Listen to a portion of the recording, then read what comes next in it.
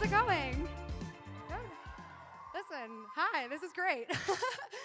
If you haven't seen my videos before, I'm Gabbie. If you have seen my videos before, I'm sorry.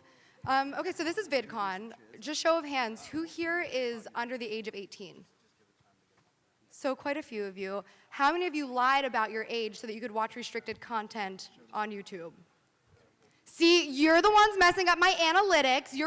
Parents, take them home, take away their fidget spinners. They need to learn a lesson in honesty. But I love places like this. I love conventions like this because I feel like this is the only place where people really understand us.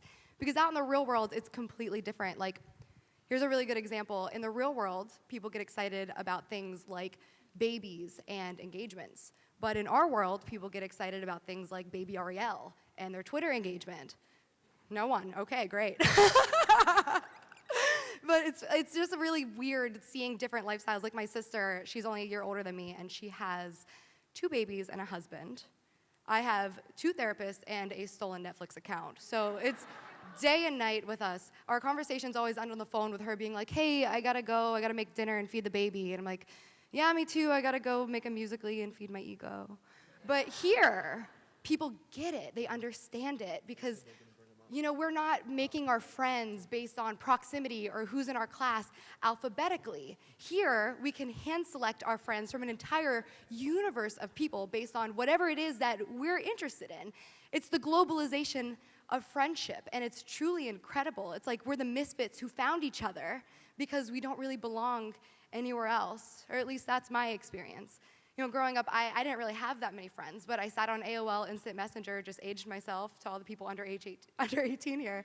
But I would sit on AOL Instant Messenger, and I would talk to strangers and tell them my deepest secrets to a faceless username and just throw it into the dark cobwebs of the internet.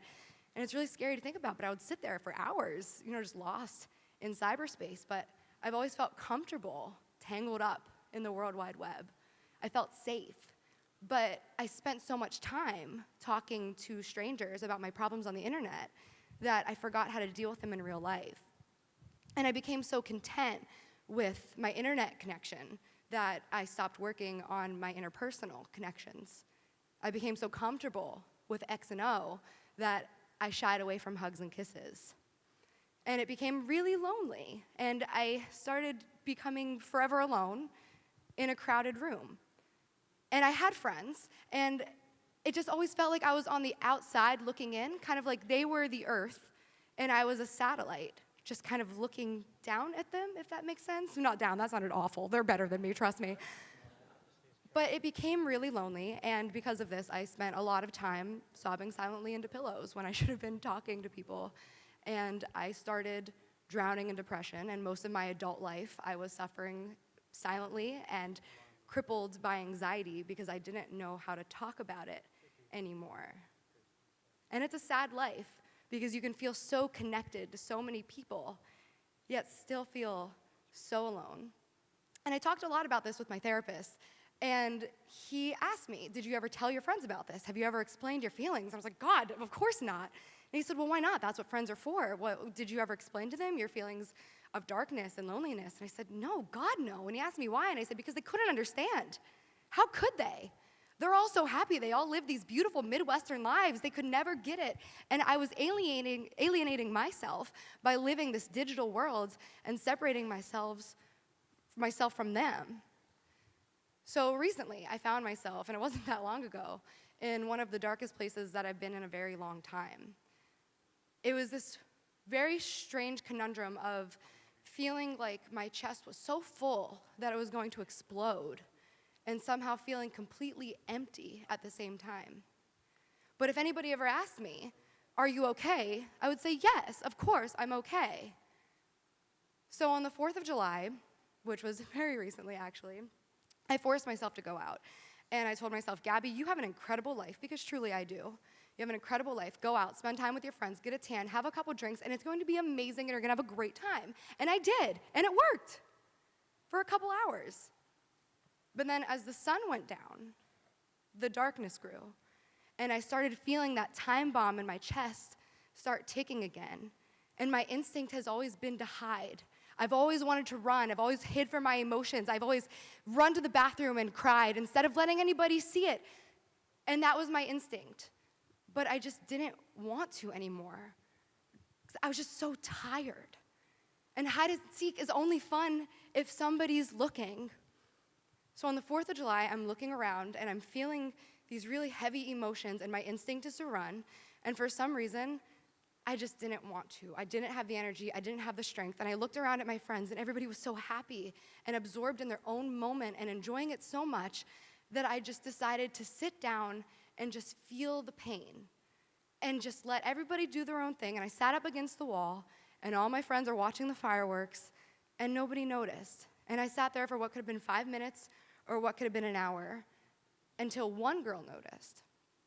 And this girl, I don't really have a relationship with her. She actually used to bash me on the internet and to my friends before she met me in person. And we met, and it was cordial, but we didn't really have anything in common, and she wasn't anybody that I would ever see myself opening up to. And she saw that I was feeling upset, and she came over to me, and she kneeled in front of me, and I was like, God, here we go. She's gonna ask me if I'm okay, and I don't wanna talk about it. But she didn't. She said, I can't imagine the pressure you're under, and I have no idea what's hurting you, but it's going to be okay.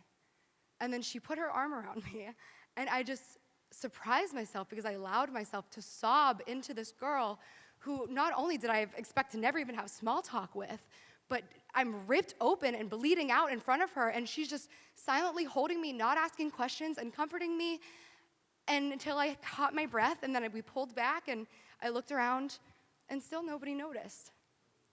And I learned a lot that night, and I've changed a lot since that night.